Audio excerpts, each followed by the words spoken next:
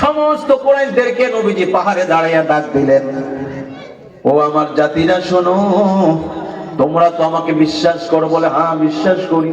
আমি যদি বলি এই পাহাড়ের অপোজিটে তোমাদেরকে আক্রমণ করার জন্য একদল উৎপেতে সৈন্যরা উৎপেতে আছে, একদল শত্রুরা উৎপেতে আছে, তোমরা কি বিশ্বাস করবা? আবু লাহাব বলে, ভাতিজারে তুমি জন্মের পরে একটা মিথ্যা কথা বলো নাই রে, অবশ্যই আমরা তোমার কথা বিশ্বাস করি। আমার নবী বলে, চাচা গো, জাতিরা শোনো, আমার আল্লাহ এই মর্মে আমাকে জানায় দিলেন, আমি এক আল্লাহর ব্যাপারে তোমাদের কাছে কথা বলবো, দাওয়াত পৌঁছে দেব, আমি আল্লাহর প্যারা রাসূল, এই কথা তোমরা মেনে নাও, তাইলে পরকালে নাজাত পাবে। সত্য কথা যখন বলে দিল, এই আবু লাহাবের মাথা গরম হয়ে গেল, রাগ হয়ে বলল যে, হে মুহাম্মদ ভাতিজা, আলিহাযা জামাতানা আলিহাযা দাওয়াতানা, এই জন্য আমাদেরকে দাওয়াত করছো, এই জন্য আমাদেরকে একত্রিত করছো, আর হিসাব পাও না? তাকবালাকা ইয়া মুহাম্মদ, হে মুহাম্মদ তোর ধ্বংস হোক। ধরে বলে নাউজুবিল্লাহ। আল্লাহ বলেন, না, আমার বন্ধুকে যে গালি দিবে, আমার বন্ধুকে যে আঘাত করবে, আমার বন্ধুর উপরে যে শারীরিক মানসিক ভাবে কষ্ট দিবে, আমি আল্লাহ দুনিয়ার মধ্যে তার লানত দেব এবং পরকালে তো আযাব আসেই। নাউজুবিল্লাহ বলেন। ইন্নাল্লাহা ইন্নাল্লাযীনা ইয়াযুনাল্লাহা রাসূলাহু লানাহুমুল্লাহু ফিদ দুনিয়া ওয়াল আখিরাহ ওয়া আ'আদ্দা লাহুম আযাবান মুহিনা। যারা নবীজিকে, আল্লাহকে যারা কষ্ট দিল দুনিয়ার জমিনে, তাদের জন্য লানত অভিশাপ, পরকালেও তাদের জন্য লানত অভিশাপ এবং যন্ত্রণাদায়ক লাঞ্ছনাদায়ক শাস্তি রয়েছে। জোরে বলেন নাউজুবিল্লাহ। ও বলেছে তাকবালাকা ইয়া মুহাম্মদ, আল্লাহ বলে আমার বন্ধুকে বলেছো তুমি আপন চাচা হও, তো কি হয়েছে? নবীজির আপন চাচা হইছো তো কি হয়েছে? আমি বললাম তাব্বাত ইয়াদা আবি লাহাব ওয়া তাব, আবু লাহাব রে, যে হাত দিয়ে আমার নবীর আঘাত করলি, ওই হাত সহ তুই আবু লাহাব ধ্বংস হয়ে যাবি, তোর ধন সম্পদ, তোর বিবি সন্তান কোনো কিছু কাজে লাগবে। একটু চিন্তা করে দেখি, নবীজির আপন চাচা আবু লাহাব আল্লাহর কাছে ছাড় পায় নাই, নবীর সাথে বেয়াদবি করে, ঠিক কিনা বলেন? তুমি কোথাকার কে? তুমি কোথাকার কোন মৌলবী? 2 পয়সার মৌলবী, যা খুশি তার নবীজিকে বলো, মুখে লাগাম দাও, ঠিক কিনা বলেন? তোমার আচরণে, তোমার কথায়, তোমার চলাফেরায়, তোমার ইঙ্গিতে এমন কোন ভাষা, এমন কোন আচরণ যেন বের না হয় যে কথাগুলো, যে ভাষা দ্বারা আমার নবীজিকে একটু ছোট করা হয়। কথা বলেন ঠিক কিনা? মনে রাখতে হবে।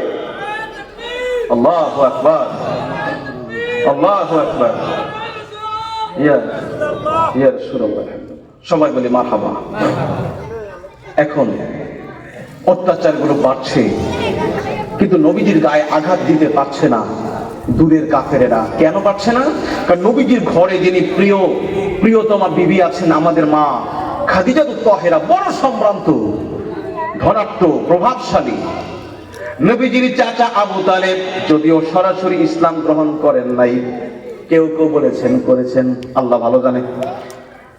আবু লাহাব নবীজির ডিরেক্টলি ইসলাম যদিও গ্রহণ করেনি, কিন্তু উনি নবীজির গায়ে একটা কাঁটার আঁচড় লাগতে কখনো দেন নাই।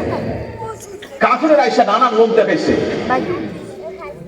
আবু লাহাব তোমার ভাতিজা নতুন ধর্ম, নতুন পথ, নতুন মতবাদ আমাদের কাছে চাপায়া দিচ্ছে, বাপ দাদার ধর্মের মাঝে চুনকালি মাখছে, কিছু বলো, কিছু ব্যবস্থা করো, নয়তো আমাদের হাতে ছেড়ে দাও।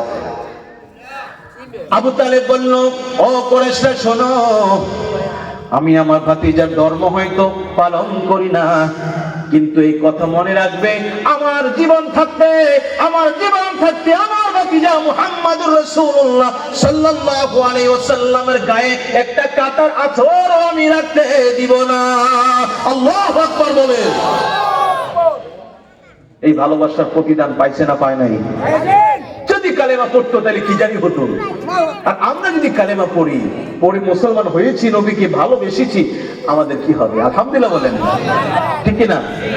নবীজির গোলামের মাওলাজির গোলামের কোনো চিন্তা নাই, কোনো চিন্তা নাই। চলো নবীজির জান্নাতে মদিনাতে যাই, চলো নবীজির জান্নাতে মদিনাতে যাই।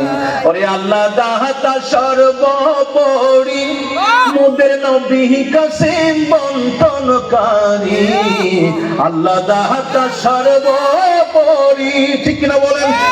নবীজি বললেন আনা কাসিম, ইন্নামা আনা কাসিমুন, আমি হইলাম বন্টনকারী।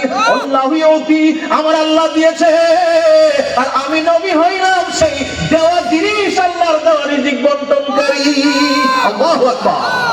সেই বন্টনে আমাদের, আমরা নবীর কদমে জায়গা পেতে চাই কি চাই না? কারা চাই হাত তুলে দেখায় আল্লাহকে। আল্লাহু আকবার। ইয়া রাসূলুল্লাহ, দয়াল নবীর বন্টনে যেন আমি, দয়াল নবীর বন্টনে যেন আমি অধিক দয়া পাই, অধিক দয়া পাই। চলো নবীজির জান্নাতে মদিনাতে যাই, চলো নবীজির জান্নাতে মদিনা। সম্মানিত সুধী, এত কিছুর পরে আমার নবীজির গায়ে তারা এখনো ডিরেক্টলি আঘাত করতে পারে না, পিছনে চেষ্টা করে। কিন্তু এরপরে কঠিন একটা সময় চলে আসলো। আমার নবীজির চাচা আবু তালেব, নবীজির প্রিয়তম বিবি মা খাদিজাতুত তাহেরা, একই বছরে 3 মাসের ব্যবধানে ওনারা দুনিয়া থেকে চলে গেলেন। কিছুটা দুনিয়ার মধ্যে অভিভাবকহীন হয়ে গেলেন, যদিও আমার আল্লাহর অভিভাবক হলেন আল্লাহ, আমার নবীজির অভিভাবক কে?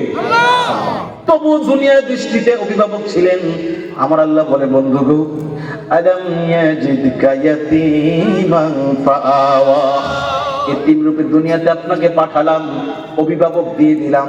শুধু তাই না, ওয়াজাদাকা আইলান ফাআগনা, আমি আপনাকে দুনিয়ার মধ্যে গরিব হালতে রাখছি। নবীজি কি গরিব? দেখেছেন, দেখেছেন গরিব, ঠিক কিনা? আপনাকে আমি খাদিজাতুত তাহেরার মাধ্যমে আপনাকে আমি ধনী বানায় দিলাম, ঠিক কিনা? বিশাল বড় ধনাঢ্য ব্যক্তি ব্যবসায়ী মা খাদিজা নবীজির কদমে আসার পরে কই, নবী গো, ধন সম্পদ কোনো কিছুর প্রয়োজন নাই, ও প্রাণের স্বামী গো, ও দয়াল নবীজি, আমি আমার জীবন যৌবন, আমার ধন সম্পদ আমি আপনার কদমে কুরবান করে দিয়া নবী গো আপনাকে পেতে চাই, ওই জান্নাতে নবী গো আমি আপনার সঙ্গে থাকতে চাই। আল্লাহু আকবার। আরে তোমার এই সমস্ত মুজিজা দেখা বিবি খাদিজা, তোমার এই সমস্ত মুজিজা দেখা বিবি খাদিজা, জীবন যৌবন সঁপে দিল পায় গো নবীজি, বড় দুরুদ নবী মুস্তাফায়। এই তো কষ্টের দিন বেড়ে গেল।